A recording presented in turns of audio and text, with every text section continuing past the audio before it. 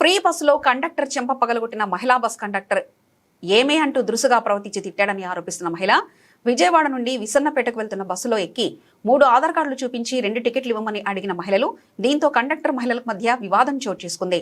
కండక్టర్ను చెంప మీద కొట్టిన మహిళ బస్సును పోలీస్ స్టేషన్కు తరలించి కేసు నమోదు చేశారు కండక్టర్. ఏంటంటే అన్నారంటండి పాప స్కూల్లో ఉంది మా 2 సార్ అంటే ఏంటి నువ్వు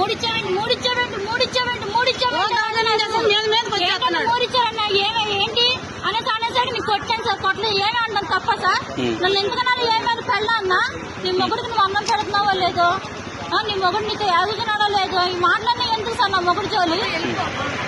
వాళ్ళు 3 కార్డులు తీస్తారండి, ఆధార్ కార్డులు.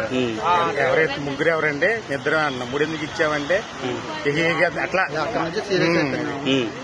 అలా అయ్యేసరికి ఇద్దరుంటే ముగ్గురు ఎందుకు కార్డులు ఇస్తారమ్మా ఏమా అంటే నన్ను ఏమా అంటామని కొట్టి కబల్ చెప్పు తీసి కొట్టపోయిందండి. దెబ్బ వేసి మళ్ళీ చెప్పు తీయిపోయింది.